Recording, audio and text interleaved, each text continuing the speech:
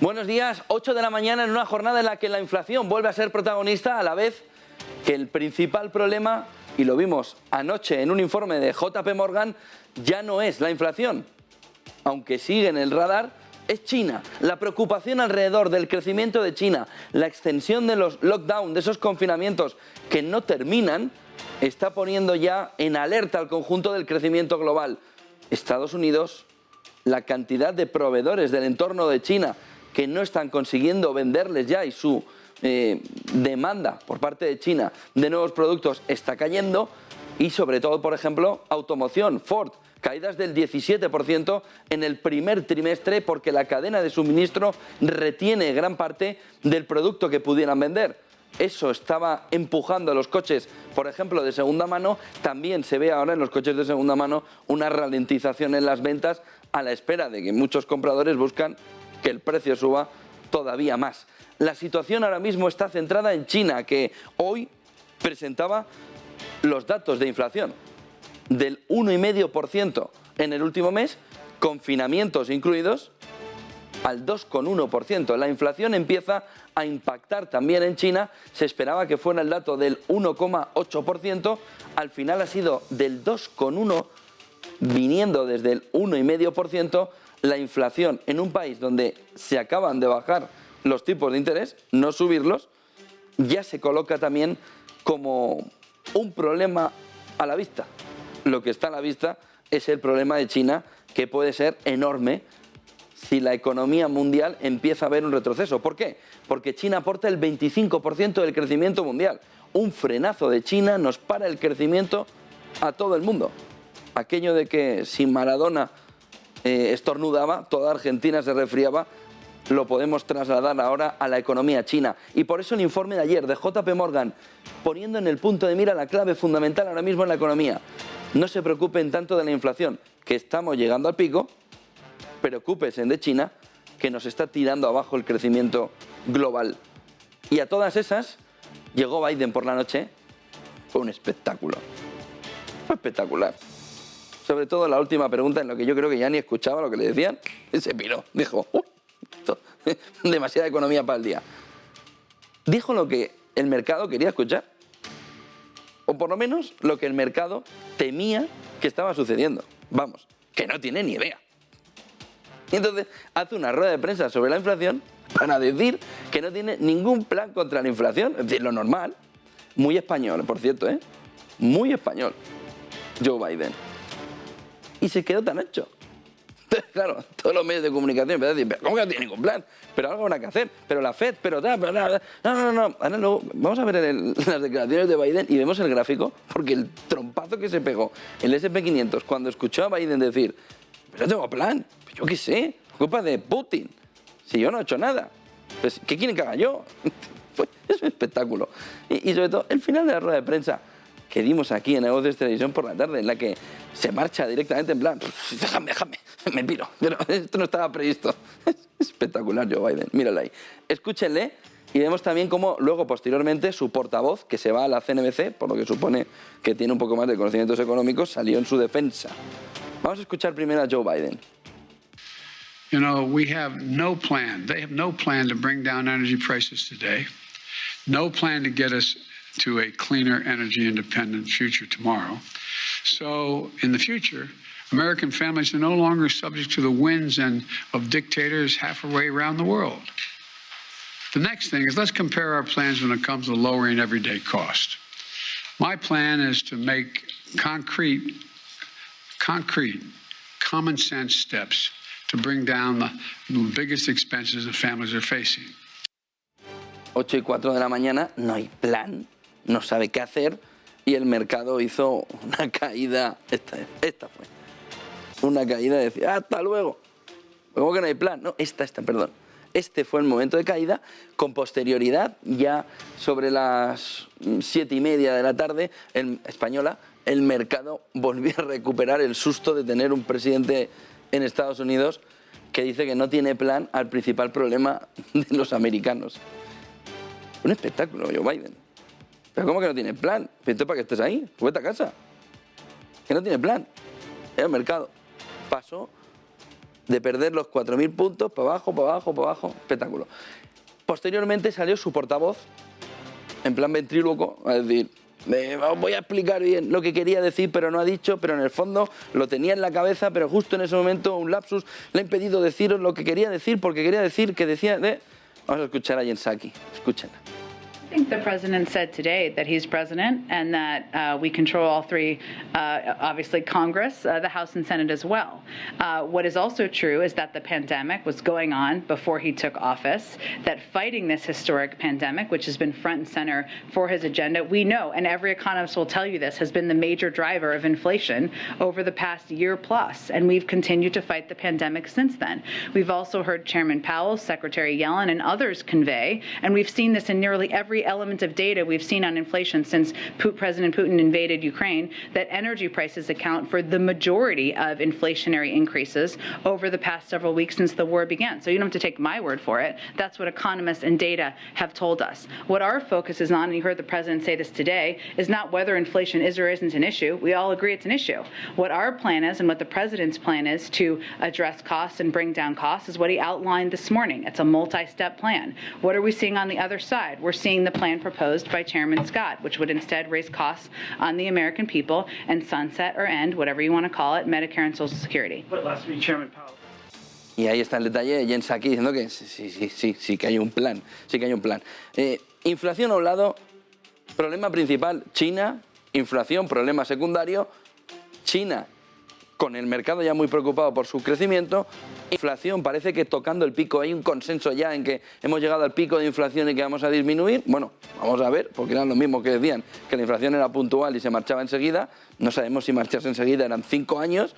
Está diciendo ahora mismo Villeroy del Banco Central Europeo en el capítulo de inflación que no se volverá al 2% de inflación en Europa hasta 2024. Puntualísima. Es que cuando nos decían hace 7 meses, la inflación es súper puntual, esto es un momento, pues 2 años, lo típico.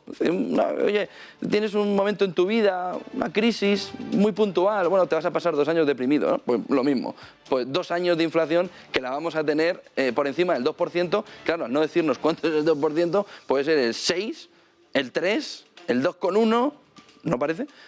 O el 10%.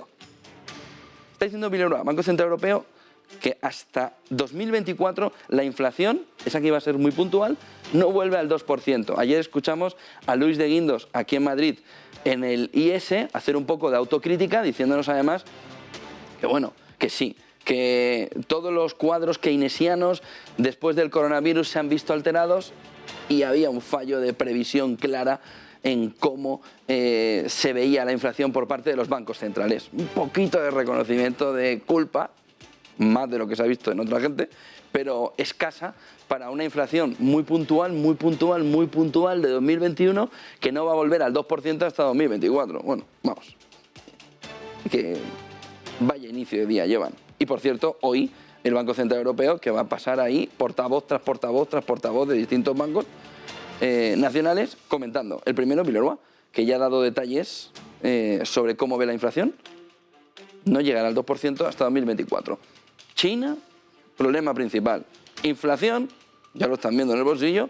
Problema secundario que le preocupa menos a los analistas, pero que le preocupa más al ciudadano, al que está al pie de la calle. Tercer problema importante, la guerra. Guerra en Ucrania.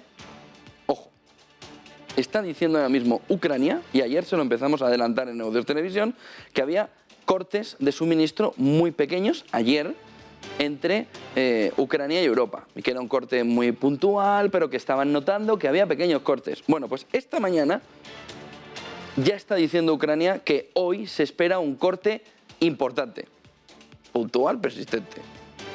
Ayer, que era todo muy poquito, que se nos cortaba el gas, se nos cortaba tan poquito el gas, que Bélgica salió en tromba a decir que duplicaba la cantidad de gas natural licuado que le mandaba a Alemania.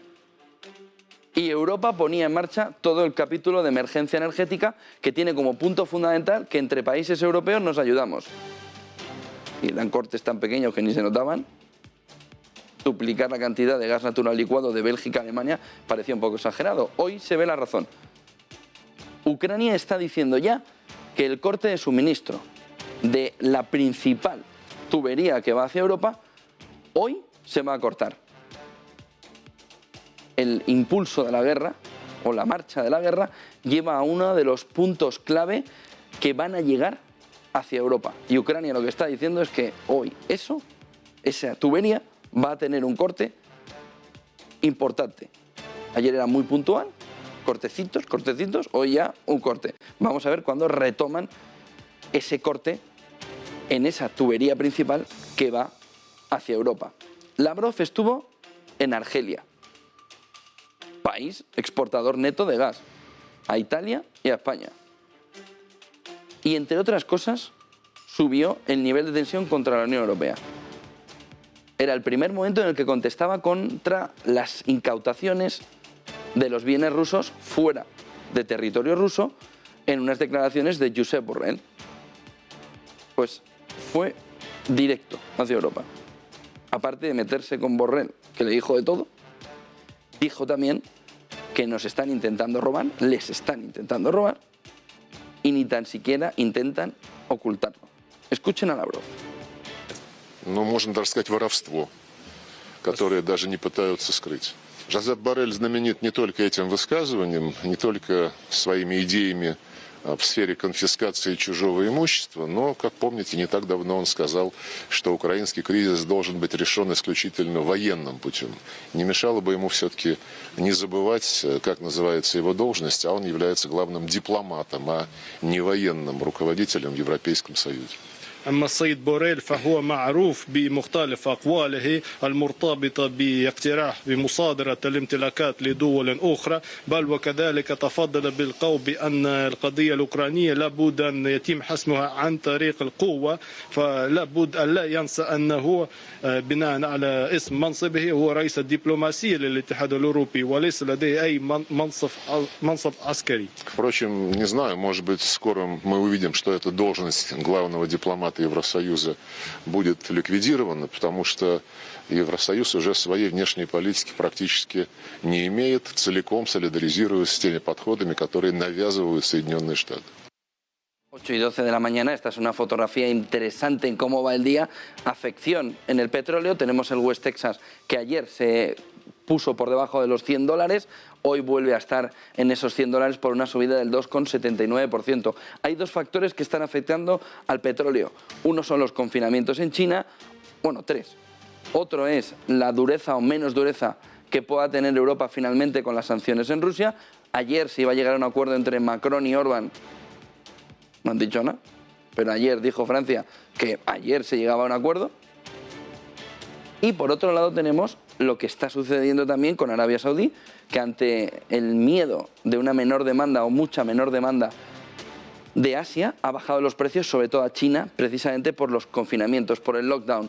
Y luego tenemos el movimiento del petróleo europeo, que está en el entorno de los 104, subida hoy del 3,21%, y el movimiento del gas natural, que tuvo una subida hasta los $200, cayó por debajo de los $100 y ahora lo tenemos ya en ese entorno después de haber vuelto a subir hasta los 140, un movimiento de mucha volatilidad. 5 claves del día para entender, además de los 3 problemas fundamentales: China, inflación, guerra.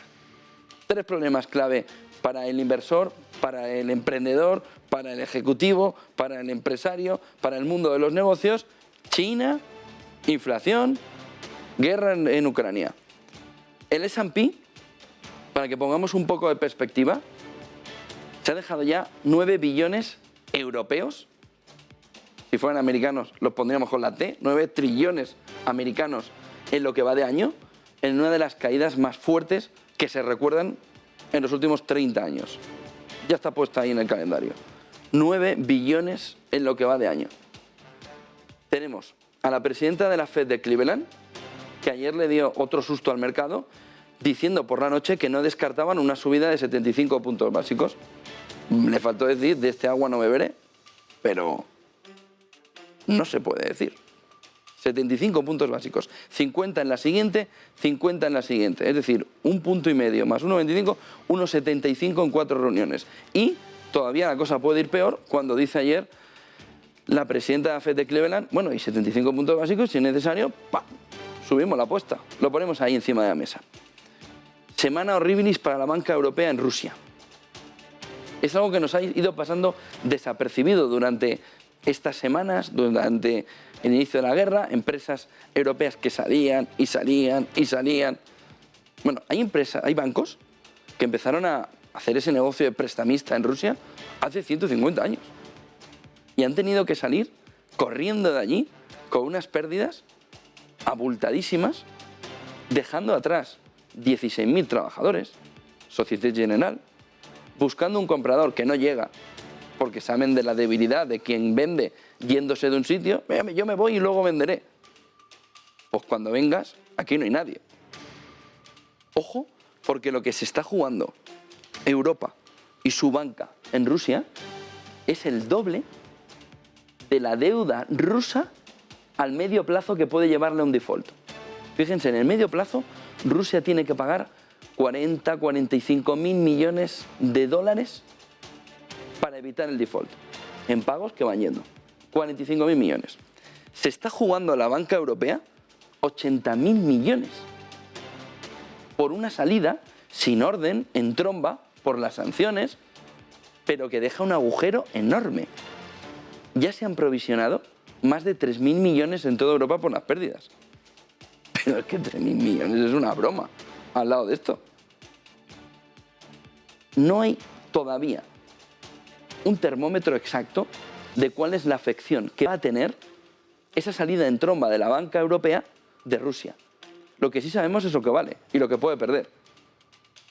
Lo que sí sabemos es lo que va provisionando, pero es nada al lado de lo que puede dejarse en Rusia la banca europea. Con un añadido. Negocios que llegan hace 150 años y que se van de esta manera, sin ningún tipo de orden ni de planificación. Es una auténtica aberración económica. Que tienen toda la razón por lo que está sucediendo, no entramos ahí. Pero hazlo con orden. Es que puedes poner en peligro parte del sistema financiero. Es que son 80.000 millones que están en juego por haber salido de Rusia de una manera que ahora dices, bueno, es que iba a encontrar comprador. ¿Quién? ¿Los rusos te van a comprar? ¿Como a Renault? Oiga, que te lo vendo a ti, que tú eres ruso. ¿Y tú qué eres? Europeo. Quédatelo unos meses más. Disfrútalo. Es evidente. Es evidente. ¿Pero quién les ha enseñado a negociar? Cuidado con la banca europea. China, en ese informe que hemos comentado al principio de JP Morgan, gran amenaza mundial para el crecimiento de la economía, y esa activación de la emergencia energética tras decir ya a Ucrania que empieza a haber cortes de suministro. Y hoy directamente que hay una parte de la tubería que por causas de la guerra se va a frenar con el gas hacia Europa. Vamos a ver durante el día si hay más movimiento de ayuda entre países europeos para ir viendo cómo el Lego empieza a cuadrar. Te doy esto, dame esto, pon por aquí, tráeme petróleo, te doy un poco de gas, venga. Menudo lío. Gracias a Dios que viene calor. Gráficos del día. Fíjense, tenemos en esta jornada para mirar sobre todo lo que está sucediendo en el entorno de China. Fíjense, desde el primer cuarter de 2018 tenemos el punto más bajo del sentimiento de los inversores en China. En 21 estaba perfectamente por encima de 40 en el primer Q de 2021 y sin embargo lo tenemos ya en esa posición. Está 16 puntos por debajo del cuarto trimestre de 2021, en un movimiento que explica de qué manera también ya a nivel interno en China están subiendo los ahorros muchísimo en China. El inversor, pero también el consumidor, empieza a ver que esos lockdowns están haciendo más daño de lo que se esperaba. Siguiente gráfico. La clave es también ver divisas, monedas. ¿Qué está pasando desde el inicio del año? Pues fíjense, hay una cuestión interesante de analizar. Comparamos frente al dólar allí, con cierre no de ayer por la noche, sino de antes de ayer por la noche, y tenemos elecciones en Brasil, Bolsonaro, El real brasileño es el que más se ha revalorizado frente al euro, 17,6%. Frente al dólar, 8,8%. Pero ¿quién es la segunda moneda más fuerte en lo que va de año? Desde el inicio del año. Quitando dólar, Rublo ruso, 16,3% frente a Europa. Sobre todo con la amenaza de me tienes que comprar todo en rublos, 7,7 frente al dólar. Perú con un crecimiento del 12,8 y ojo con el peso mexicano, crecimiento del 9,1 frente al euro. ¿Qué nos da como visión también lo que está sucediendo en torno a la debilidad del euro frente al dólar? Que no es solo frente al dólar. Ojo, porque puede beneficiar exportaciones, pero puede encarecer, sobre todo en la parte de materias primas. Vamos a ver de qué manera va profundizando Europa, pero ojo con este movimiento del rublo, que ya es la segunda moneda que más se revaloriza en el año. Siguiente gráfico para hacer capítulo especial con el dólar en este gráfico de Investing. Si decíamos que el rublo, Brasil también con su moneda muy fuerte al inicio del año, fíjense en el movimiento desde enero del dólar en este índice que nos marca cómo se está fortaleciendo respecto a los principales pares de monedas en un movimiento que puede darle un poco de tranquilidad en inflación a Estados Unidos, pero que puede empeorar exportaciones. Si empeora exportaciones, puede también generar un problema de crecimiento, no tanto como para llegar a la recesión, pero impactar. Otro de los gráficos de la mañana nos lleva a analizar también lo que está sucediendo en el entorno de la gasolina. Este es el dato de la gasolina en Estados Unidos y tenemos, fíjense, el crecimiento desde coronavirus, inicio de año, crecimiento parecido al que se está viviendo en Europa. Inflación vía gasolina, vía carburantes, sí. Inflación vía carburantes porque también todos están queriendo salir a vivir, a salir, sí. Pero fíjense en el crecimiento. Otro gráfico en la mañana, y vamos enseguida a ver lo que ha sucedido en Asia, nos lleva a ver si cogemos todo el rendimiento en este gráfico de Refinitiv del inicio del año hasta ahora, donde habiendo invertido se habría ganado más. Tenemos por un lado el Brent como líder en las ganancias. Junto a ello, ya lo han visto, el dólar. Junto a ello, el oro. Aunque durante determinados periodos. Fíjense cómo determinadas materias primas, como el cobre, tuvieron un crecimiento importante al inicio del año, pero lo ha perdido. Ojo con el Nasdaq en lo tecnológico. Ojo con el tecnológico chino. Ojo con los emergentes, que conforman aquí 2 de los 5 índices que más caen. 8:23 de la mañana, una mañana en la que